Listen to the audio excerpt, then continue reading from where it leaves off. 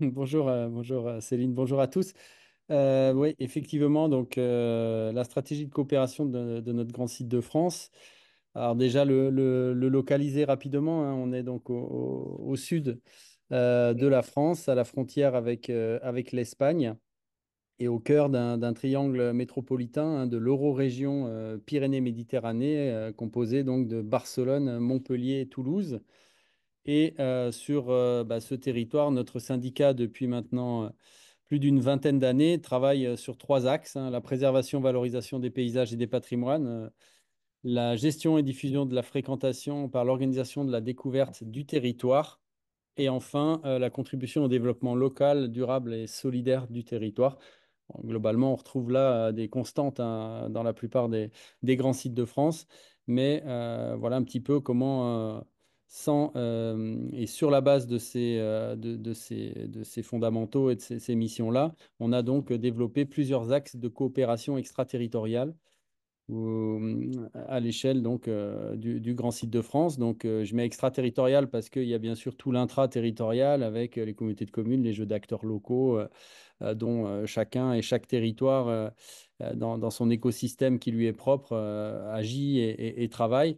Là, voilà, c'est une volonté forte du syndicat depuis maintenant plus de 10 ans de travailler avec l'extérieur. Donc, on a identifié trois axes, enfin, plusieurs axes de coopération extraterritoriale. La première, c'est à l'échelle régionale. Avec les sites qui nous ressemblent ou qui nous sont apparentés à l'échelle de la région Occitanie.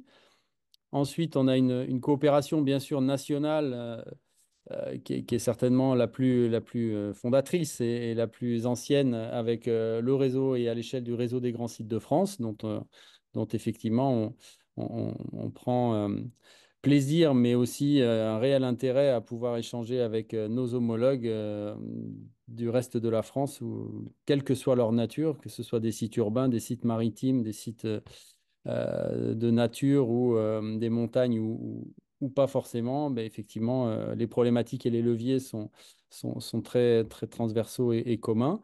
Et également, donc, à une échelle pyrénéenne, nous situant dans la partie orientale de la chaîne des Pyrénées, laquelle est également frontalière avec l'Espagne, et donc dans un cadre transfrontalier, France, Espagne et Andorre. Donc on coopère à cette échelle pyrénéenne dans le cadre de plusieurs projets.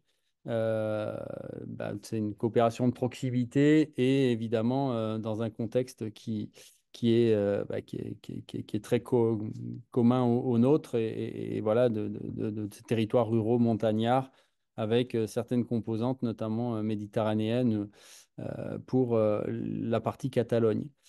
Et enfin, on travaille depuis quelques années sur un réseau, le réseau des montagnes emblématiques de la Méditerranée.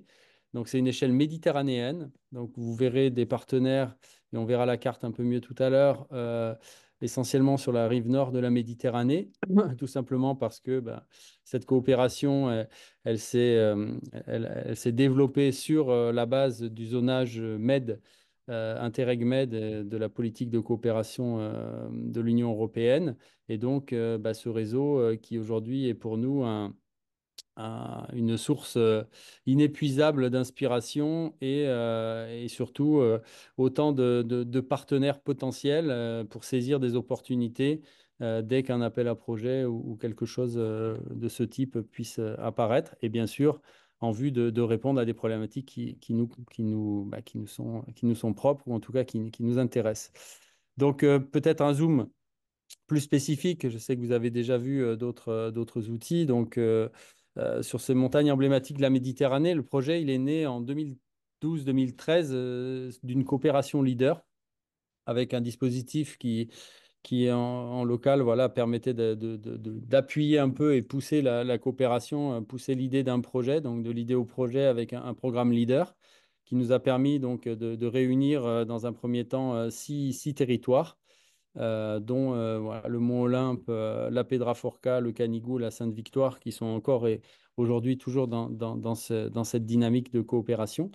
Et ensuite, rapidement, on a franchi un cap et la marche était haute, mais on est assez fiers et content d'avoir pu la franchir de l'appel à projet Interreg Med avec une configuration, et on n'avait peut-être pas forcément le profil type du candidat idéal pour Interreg-Med, parce qu'on était une petite structure, parce qu'on n'était pas aguerri à la chose, parce que voilà, ça demande un certain savoir-faire et on est rapidement rentré dès le premier appel à projet dans la cour et en tout cas dans cette possibilité-là. Et ça nous a permis effectivement d'être un booster assez conséquent du projet parce que le réseau là est passé de 6 partenaires à 13 partenaires rapidement avec donc un projet qu'on a appelé emblématique et qui nous a permis donc de lancer.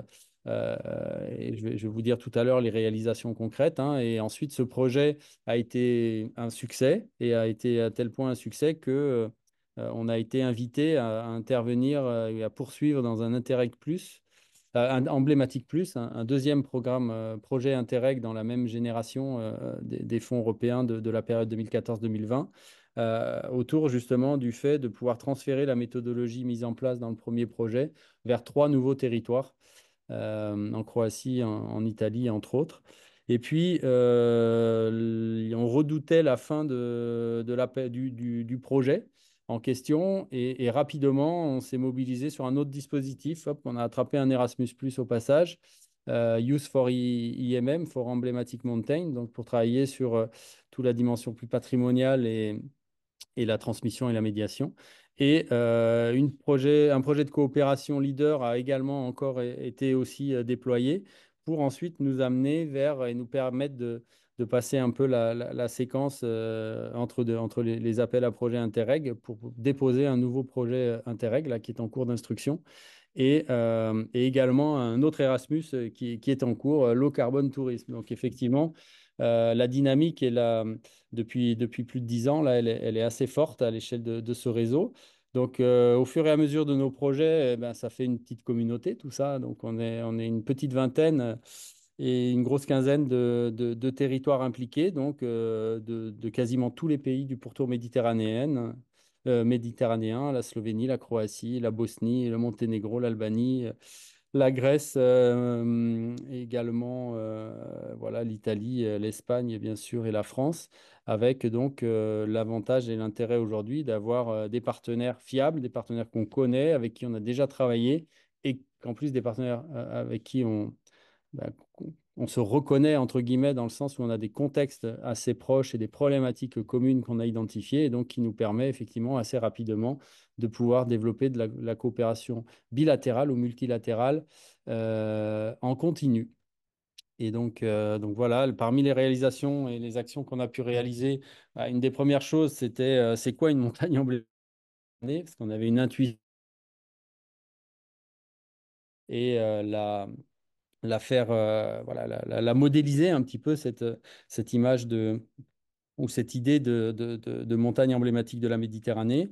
Donc, c'est passé par une charte du réseau, des critères aussi pour définir, on va dire, l'emblématisme d'un territoire de montagne méditerranéen, des petites fiches de présentation, comme vous avez à la droite de l'écran, voilà, qui permettent aussi de normaliser chaque fois qu'il y a un nouveau partenaire, clac, on lui fait une petite fiche et on explicite à l'intérieur justement les 10 critères, les 10 attributs qui font l'emblématisme de la montagne. Et ensuite, on a, donc, dans le cadre du premier Interreg Med, pu développer des actions, notamment la mise en place d'éco-itinéraires pour valoriser les pourtours des montagnes, voilà, considérant qu'effectivement, il y a une attractivité très forte des sommets et qu'il y avait un intérêt à travailler sur les périphéries. Et donc, justement, dans une logique de gestion de flux, pouvoir valoriser d'un point de vue paysager et patrimonial ces périphéries et donc à mettre en place des itinéraires, ce qu'on a appelé des éco-itinéraires emblématiques, donc avec chaque territoire qui a développé son éco-itinéraire, avec une grille de critères un peu précise et normalisée pour justement essayer d'étudier tous les attributs ou les composantes de la durabilité de ces éco-itinéraires, donc qui a donné lieu à un guide de transfert qu'on peut tenir à votre disposition pour justement, avec grille d'analyse, etc. L'idée étant dans une transférabilité.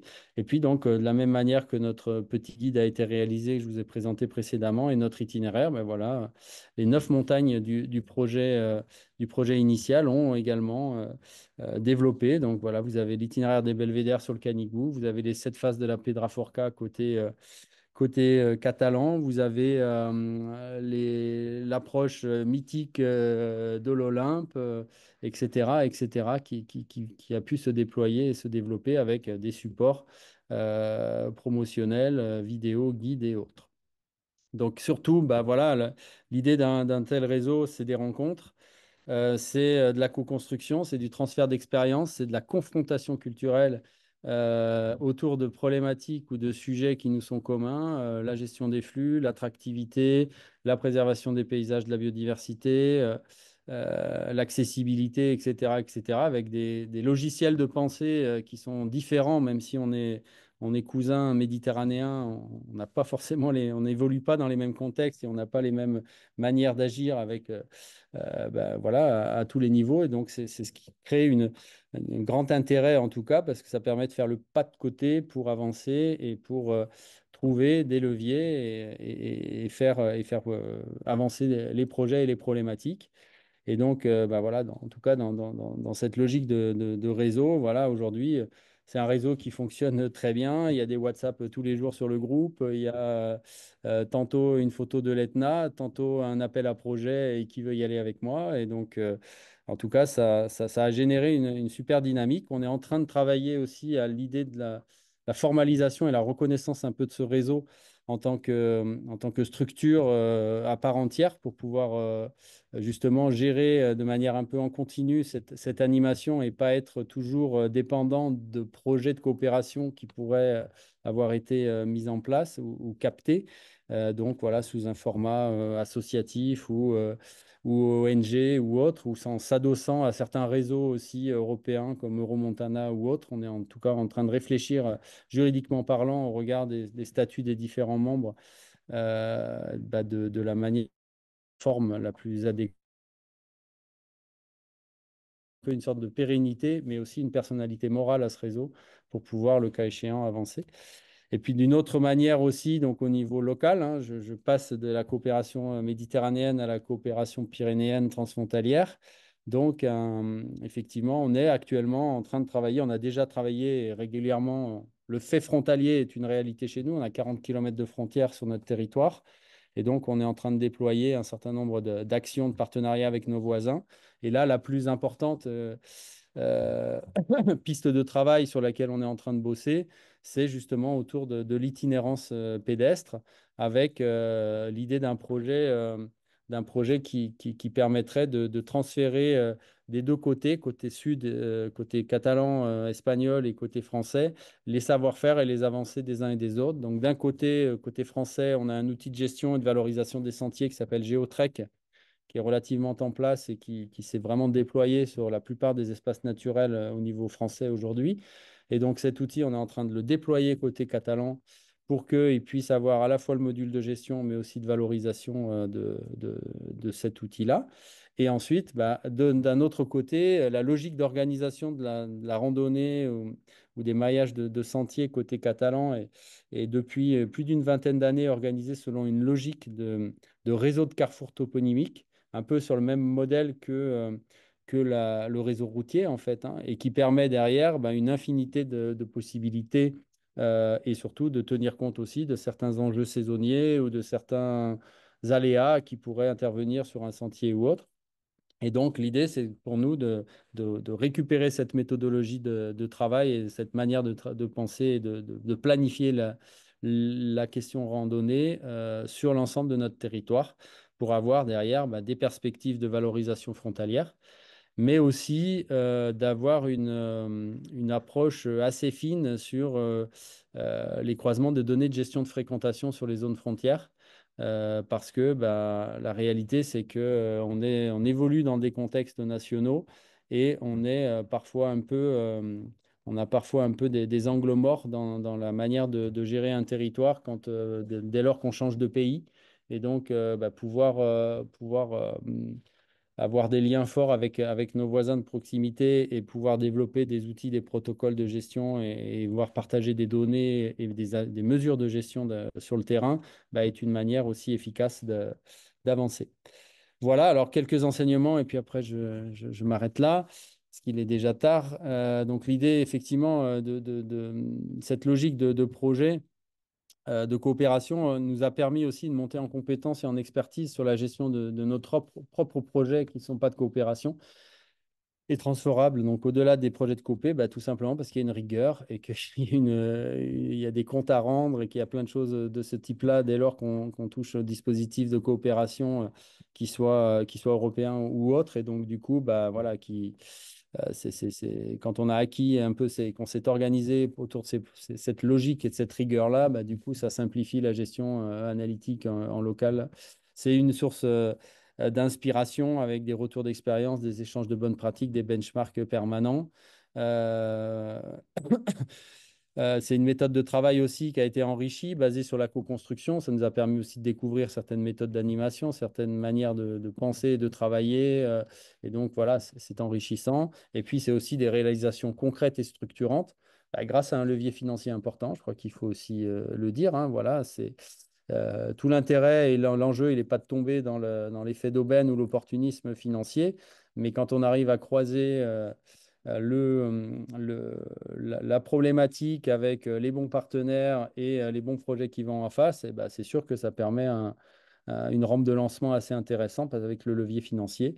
Et puis ça finance aussi un peu d'ingénierie, c'est pas mal au passage parce que il faut de la matière grise pour des projets de coopération, voilà. Et non, c'est pas de l'argent perdu et c'est pas des voyages financés pour aller voir les petits copains en Grèce ou en Italie. C'est aussi enrichissant et c'est aussi une manière de structurer et d'avancer. Voilà. Mes élus en sont convaincus, hein, et pas seulement parce qu'ils sont allés là-bas et voilà, ils s'en sont nourris aussi et et puis qu'on a concrètement, localement aussi réalisé des choses très concrètes qu'on n'aurait pas pu faire si on n'avait pas eu ces coopérations-là. Et puis, donc, bah, voilà, aujourd'hui, ça permet d'être très réactif sur des réponses à des appels à projets. Il y a un certain savoir-faire. On a une communauté d'acteurs, comme je l'ai dit, qui se connaissent et qui se reconnaissent. Et puis, par contre, effectivement, il est absolument essentiel que la coopération et ces axes-là soient ciblés sur des problématiques ou des territoires convergents, en tout cas avec nos enjeux et nos objectifs. Et attention à pas céder, à pas se perdre ou céder à l'opportunisme, parce qu'effectivement, ça nécessite aussi bah voilà, certaines lourdeurs administratives, certaines avances de fonds, et voilà, si on ne sait pas vraiment pourquoi on va là-bas, ben, on peut vite aussi soit tomber à côté, soit avoir perdu du temps, soit avoir, avoir, pourquoi pas aussi, il faut le dire, potentiellement aussi mis un peu en danger la structure parce qu'on s'est perdu, quoi. Voilà. Donc, il faut bien savoir pourquoi on y va. Et par contre, quand on sait pourquoi on y va et qu'on a les bons partenaires en face, ben, voilà, je crois que ça montre toute l'efficacité de tout ça. Voilà, merci à tous et toutes. Et si vous avez des questions, n'hésitez pas.